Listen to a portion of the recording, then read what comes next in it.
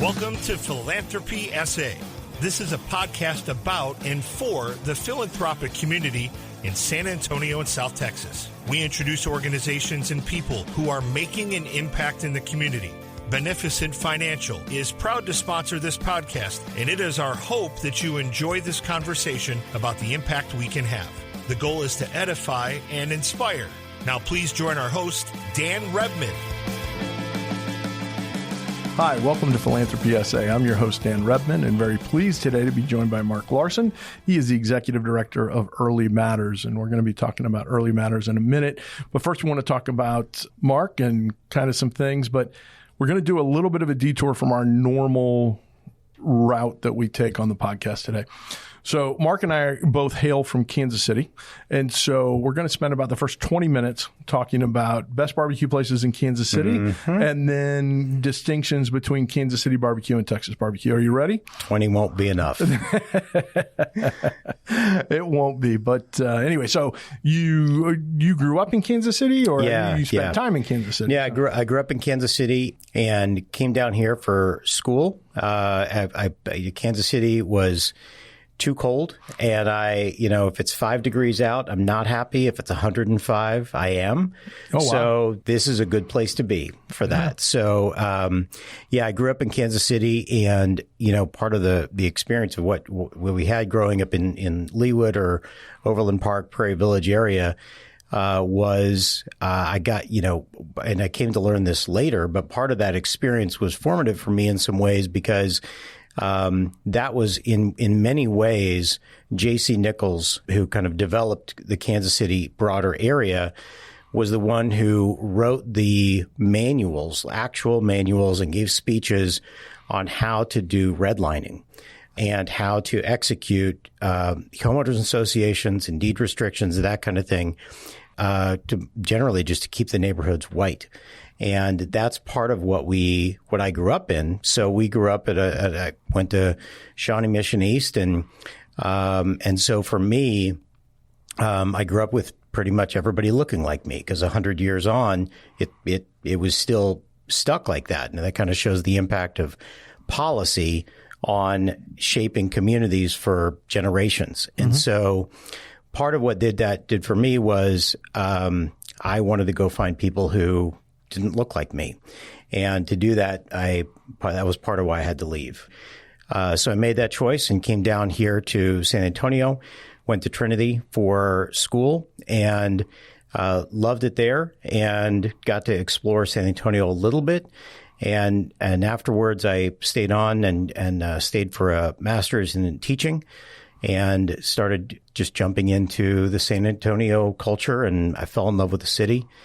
And decided to stay. I love it here and what's possible in San Antonio. Yeah, like me, I came to San Antonio in 1992, and it's certainly home now in terms of have never left. So what is it that you think drew you to teach and to serve that way as opposed to, going into business or something along those lines? I always loved being with kids. I was a camp counselor growing up, and a lifeguard, and spent summers during college at Kanakuk, which is a Christian sports camp that was down in the Ozarks, and was a camp counselor, and I just loved it. I didn't actually consider that it would be a career for me, but my poor to middling grades in my math major, they did not point me down a math route. And gratefully, I had a really wonderful mentor named Dr. John Moore at Trinity, who I was walking by on campus one day, and he said, "Mark, why don't you come sit down with me for a minute?" And we sat down on the bench, and I still know where the bench was. And 15 minutes later, we got up, and I had switched my career path.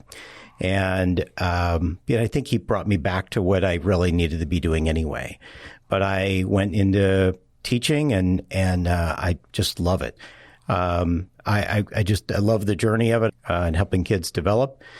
And once I decided to be here in San Antonio, I'd taken Spanish classes in high school, but Spanish class in Kansas is not awesome. And so well, it's okay, but it's not. It's not going to help you in San Antonio, right? Much. Not that much. And so you're saying cotillion it only goes so far. Right, exactly. And so I kept going further south. So I spent about I don't really remember 4 or 5 summers in Mexico City and Puebla to go work down there and learn Spanish and in a much better way. Because I was like, look, if I'm going to be here in San Antonio and I'm going to be working with the community that I want to be serving, I feel like I need to learn Spanish to be able to communicate with parents, respect the culture, and respect the language of the parents, which ended up really helping later on in lots and lots of ways. And so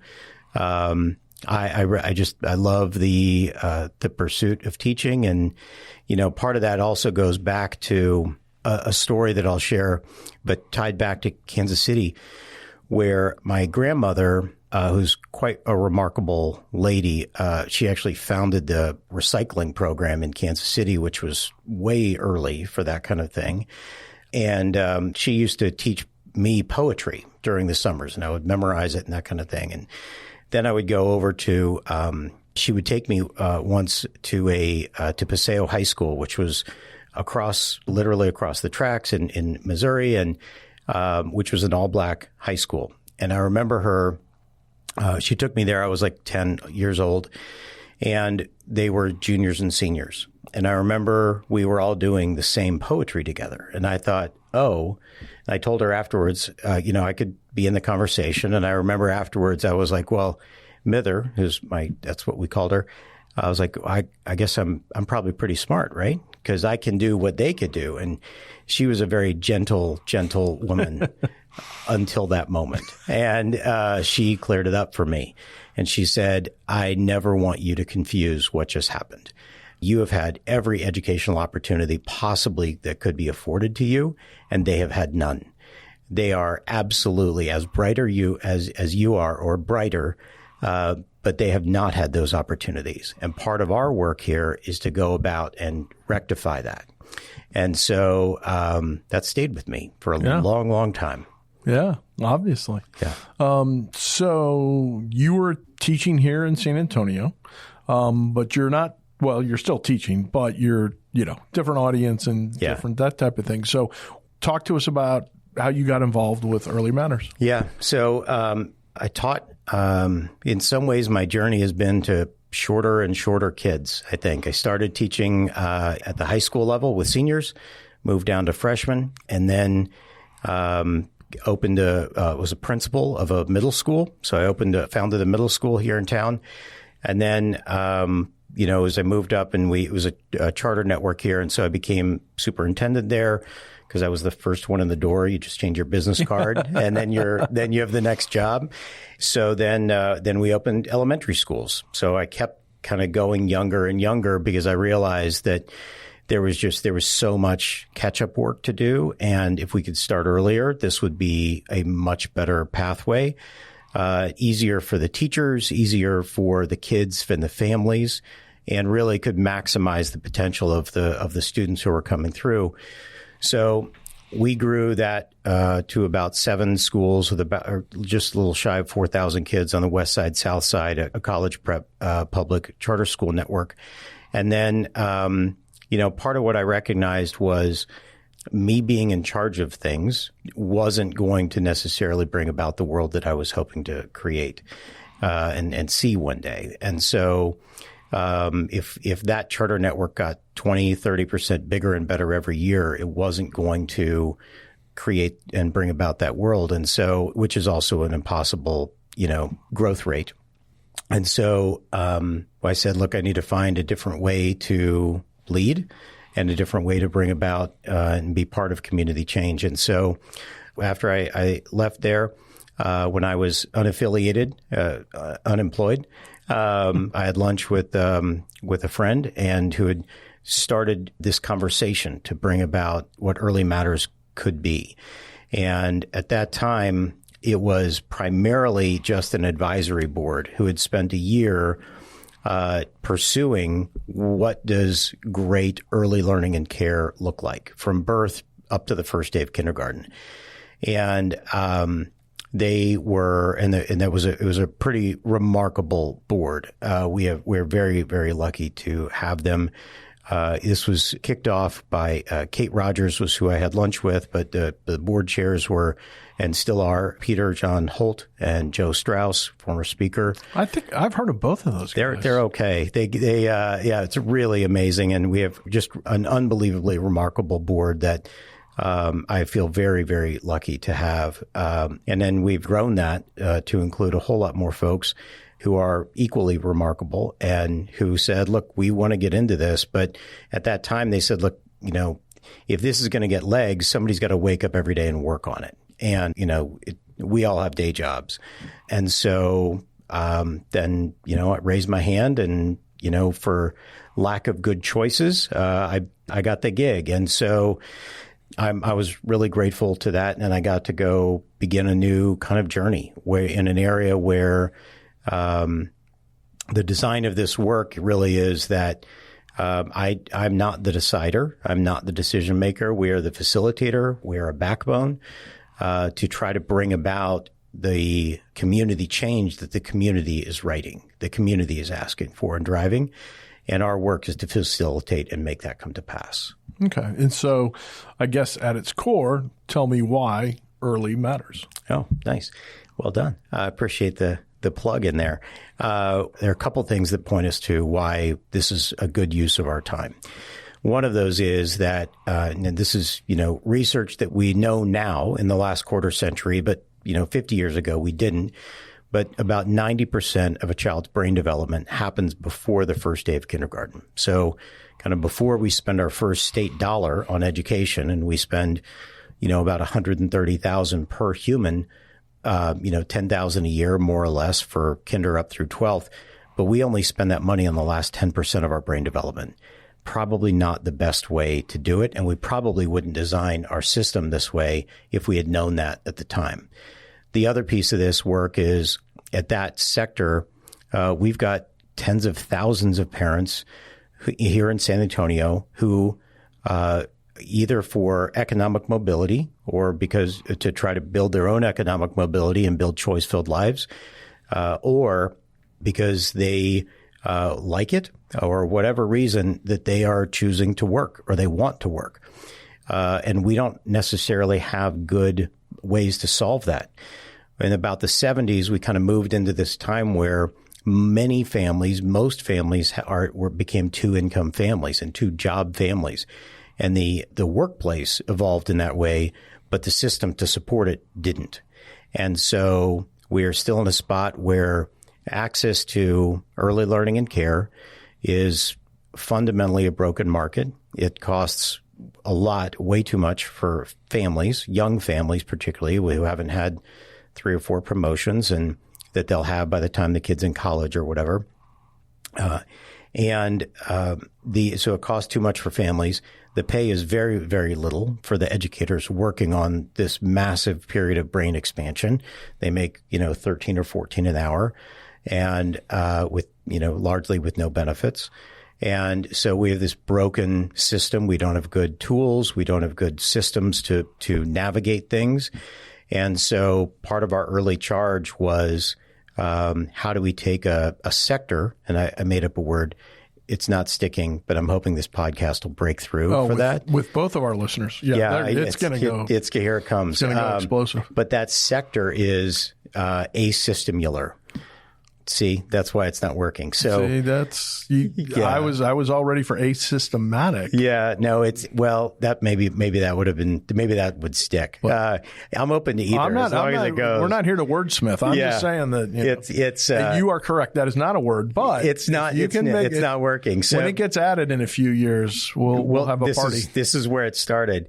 So, it's the idea that it's not that our systems aren't working; it's that we never made them in the first place, and so we don't have good navigations for tools for parents. We don't have good pipelines for talent development. We don't have good business structures for families or these small businesses, mostly, we say moms and pops, but really it's more often moms and grandmas.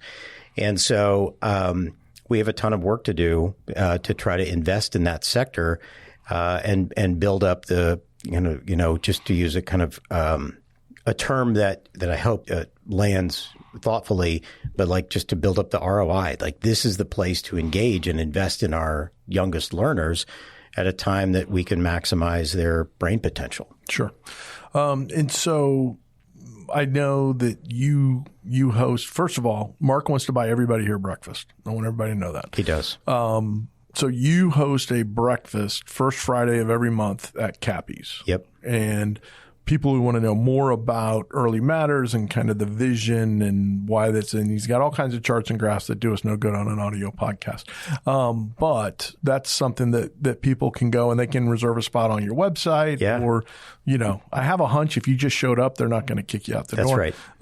But the first Friday of every month at Cappy's, and that starts at 8 a.m. 8 o'clock. 8 o'clock. And I didn't even know Cappy's served breakfast. I knew about brunch on the weekends. Well, they don't. They don't. Yeah. They did that we made a request, and Cappy is, of course, a tremendous human being and was willing to do that with us. And so we're grateful to Cappy and Kyle and his team there at Cappy's. But yeah, 8 o'clock. We're done by 9. Everyone can clear out. There's no hard ask. We just say, look, here's what's going on. And you don't have to have thought about early childhood for 1 minute in the last 20 years in order to jump in. And so we'll take you through kind of what all that looks like and why it's worth plugging into. And then, there are different ways to engage, or, plenty of people also just say, I'm really glad to know about this. I have a different thing I'm working on. I'm going to go back and work on that, but I'll cheer for you. Yeah. And that's great too. We're happy to have just people being aware. Absolutely. So people who want to get involved and maybe they can't show up at 8 a.m. at Cappy's on a first Friday, what's the best way for them to reach out to Early Matters? We are we're at Early Matters SA. So there's 2 S's back to back on our website. They can just call me. I'm at 210-887-6391. And say, hey, I'm interested in learning more, and we'd love to have you engage. We've got a wide range of folks. Some people are in early childhood. Some people are saying, look, I run a large company, and I keep losing people who can't afford childcare, and they're leaving my jobs. And then it costs me a ton of money to search their replacement, find their replacement, train them up, and I'd rather we just fix this system, but what's going on? Some people come from that. Some people come from, I'm a lawyer or an architect, and I'm curious about this because, or I had somebody come who was a grandparent, and he's like, I can't figure out why my son keeps asking me to pay for his kid's childcare because he says he can't afford it. I'm coming to this breakfast to find out why. And he did, and it worked. And so, but all of that was part of a journey. We're just trying to keep a wide open door because I think that we just want more people to be aware of this. Yeah. And so when we look at early childhood development and that type of thing, and one of the themes that we've tried to stress in the podcast and many guests have brought up is the need to go quotes unquote upstream, particularly when you're dealing with folks that are dealing with social issues and the outcomes that negatively impact society and the individuals and all of that. You can't get much more upstream than early childhood education in terms of people. Can you talk a little bit about why that's important? And you mentioned the brain development, but it has impacts, some more immediate in terms of the K through 12 space, right, but even as it relates to where they are later in life. Yeah. Part of our approach to this is also we are in this because we believe this is an economic development issue and an economic mobility. So on the economic development, we believe this is a workforce issue. How do you make sure that families can go to work now? But this is also the very best way for us to be investing to build the workforce of tomorrow. And so this is, we approach it from both of those perspectives to make sure that this is a business-oriented endeavor. And that's part of why we have Peter John Holt as our board chair, and we've got a number of other business people on our board as well, because we believe that fundamentally that's part of what needs to happen. In that work, part of what I want to make sure that we reflect is that some of the brain development pieces that, we know that you've got language development and you've got, can I learn to crawl and, find my own hands and that kind of thing when the kids are young. I just had a flashback to when my daughter, we actually have her on video, the day that she discovered that her hands were her own and that she could control them. I just had to jump back to that. It was great. Yeah. She's 7 now, but I miss that. But we also have a lot of the executive function skills that we hire for now. So if we're hiring an accountant, we check can they do credits and debits? Can they run tables? Can they do follow GAAP? But then right after that, we check for everything else. Do you have grit? Are you curious? Can you have interpersonal skills? All of those things are largely developed before you are 5. And so that's where we want to be driving, to be investing, because 20 years from now, people are going to be ready to hire 22-year-olds who currently are 2. And so let's get going. And part of this work, we want to make sure that we're really clear. There have been tens of thousands of people working for and with and on the early childhood space for generations here in San Antonio, and some really wonderful leaders throughout the time and organizations. And we are grateful to be learning from them and partnering with them, both Family Service Association. Smart Start was some time ago, and Kronkowski had significant investment in that realm. United Way did before and still does in even bigger ways now. Workforce Solutions Alamo provides $100 million a year in workforce subsidies so that low-income families can afford to go to work. Pre-K for SA is, we kind of get used to them here in town. I think, there's a quote that's, I'm going to mess up the line, but that a prophet often isn't recognized in their own town. And in some ways we go pre-K for SA, well, that's normal, but they are notable around the country and around the globe for being a really fantastic model. And so we get to partner with them, and then with something on the order of 70 other early childhood entities that are in and around San Antonio. And, part of what we did here was, this is not I'm better now, but certainly when I came in, this was not my area of expertise. Mine was K-12. And so we got to serve as facilitator and say, one of the ways I explain kind of what we're up to is, if somebody said, gosh, I wish there was a way to get everybody who cared about early childhood, who worked on it, who were invested in it, to just get into a room together and come up with a plan to increase access, quality, and affordability. Figure out what we need to do. What are the strategies? What are the action steps? What are the specific action deliverables? What resources do we need? What policies do we need? What advocacy do we need? And then figure it out and try to bring that all to pass. And that's part of the charge of how we do our work. So Early Matters is not the decider of things. We do that with and through our community partners. And the impact plan, that's about a 26-page document that I think very few people have ever read, but it's really good. And it is what we are following and committed to delivering on. But a lot of that work, everything in there, came with and through what is now something in the order of probably 600 to 700 people who were worked on writing that and are now working on carrying that out. And our job is make that easier and more likely and provide the resources or find the resources to make them available to the community. And so, you obviously collaboration is a big part of what you do.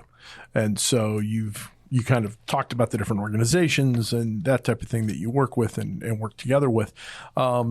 And that's also a common theme that we hear from guests and, just folks is that, nobody's doing it alone, right? Everybody's pulling together in different ways. And there's, different organizations that are in the same ecosystem or they overlap and that type of thing. But if you can talk a little bit about, we know about the opportunities that are there, and you don't have to name names, but we also know that there's challenges when you're trying to bring these groups together and say, hey, let's kind of all pull together on this. And sometimes people get parochial and sometimes people get, a little Yeah. Where they're going to be like, okay, well, no, this is our baby, and this is, and that type of thing. So how do you, as someone who's trying to work on an issue like this and working with so many different organizations, tell us a success story of overcoming some of those obstacles or where those challenges still are? I think it's a good question. And there's a podcast that I like. Now, I apologize for plugging another one on this one, but I give both of my listeners permission to listen to this. That's right. But it's pretty great. There's a podcast called How I Built This. That is they interview CEO founders who do these really cool things. And I really like the podcast from an entrepreneurial standpoint. But one of my frustrations, or what I see, not a frustration, but I see as a gap in the market, that this is a little bit in terms of, I've listened to a bunch of your other guests who've been on here, that instead of how I built this, where's the podcast that's called How We Built This? And because that's actually how most of the stuff happens. It's not a hero founder. Very rarely, but even if you dig too deep into that story, they're almost never true either in that particular way. And so how we built this feels like a much more compelling story. And from part of my belief is that when we do it together, we're going to end up with something much bigger scale and much longer lasting. One of the shifts for me in that was I'm fairly impatient as a human, which is not great, but it's where I am, and better than I used to be. But there's a phrase that we all have heard where we move at the speed of trust. And that always was an annoying phrase to me because it was a limiting factor. It was a governing factor. It meant you had to slow down until.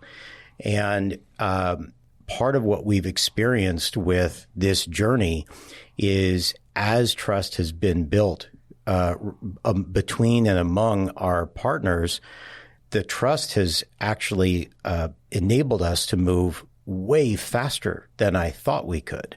So now moving at the speed of trust means the opposite. And I didn't understand that, a decade ago. And I'm so grateful for that. But it gets to some of the challenges of, if your listeners are our age, it's moving our cheese, right? That was one of the early change. Who moved my cheese? Change resistant phrases back in the day. And part of what that has been, I think, a great help to at least me and maybe to the community, maybe not, is that I didn't really know early childhood. So I am not going to come in. It would not be appropriate. It's still not appropriate. I'm still the most ignorant about early childhood in nearly every room I'm in when I'm with early childhood folks. That these decisions, the vision for what we could create, the goals that we set together, how we're going to do it, what we're going to do it, they don't come from Early Matters. They come from the facilitation, but the community writes them. So when we do that, and when it comes from the community, we get to hold the charge of, we have a commitment to that, to saying we're going to advance that. And we don't know exactly, we're not going to decide how. The community will decide also the how, but we are going to press and say we are going to do it. So let's come back to the table. Let's come back to the table. Let's come back to the table. And there are people who are times to say, look, this is too much, or it doesn't feel like the right thing, or I've got something else going on. And look, I like what you're doing, but it's 9th on my priority list, and I only have time for 5. So I can't engage right now. And all of that is okay. And I think this is a time where you kind of go with the opportunity of a coalition of the willing. And, I think that as this keeps building and is showing opportunities and outcomes, the coalition keeps getting bigger. We have a meeting with all of our partners every 6 months, and a year ago we held the meeting, and I think we had 70 people there. And then 6 months ago we had another gathering, and it was, I think, 115 people. And we have one coming up in 2 weeks, and our RSVPs just clicked past 200. But I think that's an indication of people saying, I'm excited about what's happening because I wrote what's happening. I'm part of what's happening. I'm making decisions about what's happening. I'm making decisions about where funding goes, and I'm seeing change happen. And I want to go gather with all of the people who are doing that also, but maybe in sectors of the work that I'm not near. But I get to celebrate that with a couple hundred people who are digging in and helping to drive the change. And so I that feels promising. And if people aren't ready at a certain time, that is okay. And they're welcome back the door whenever they have time, and in whatever way. This is an open door work. There's no door closed. Very good. So as we're wrapping up, what is something that I didn't ask you that you wanted me to? Yeah. Or just something that you wanted to make sure that you had an opportunity to talk about? One of the things that I think that I would have the listeners, it's plural, it's two is listeners, yeah. That's plural. Oh, hi, Mom. Yeah, that's okay. Yeah. Is what's coming? What should I see? What as a result of this work? And so a couple of examples of that. One, the community said, look, we need a better navigation tools for parents. So by June, we will launch for the first one in Texas, a search tool for parents that you can think about as Zillow combined with Hotels.com, but for early childhood. And it will have every form of early child care, center-based care, licensed homes, Head Start, early Head Start, public pre-K, pre-K for SA, workforce subsidies, military subsidies, and now ESAs, or the Texas Education Freedom Accounts, all in one tool. People can go on and say, here's a little bit about my family. What am I eligible for? And then you can use it like you would a search tool of what we'd expect. It's 2026. We should have better. And then if we're successful with engagement, we should also be able to see vacancies. And somebody says, look, I've got a 1 and 3-year-old. I want to go to one spot and I want to pick a place that's quality rated somewhere between work and home. What is there? And it will tell you the answers and give you places to go look. That's coming out of that work. Will generate a huge amount of data there. We don't have a ton of data in the early childhood realm, but that'll be really interesting to say, what do people look for? What do they care about? Where do we, and so, with support from a number of great donors, USAA initially, and then Methodist Healthcare Ministries, we've been able to build a shared data platform that has never existed before in Texas, that we'll be able to query that to say, tell us more about what's happening in early childhood with data from more than one source. And so that's exciting work. We're working on articulation agreements between institutes of higher ed so that we have clear pathways and stackable credentials, and you can build a career in early childhood without having to retake classes or navigate the gaps between higher ed institutions. We're working on, we have a number of programs out there now, increasing access for military families who have their own unique challenges so that we can give them more places where they will accept the subsidy. And also to, a lot of our military families are like, look, I've got kids. I need them to be someplace.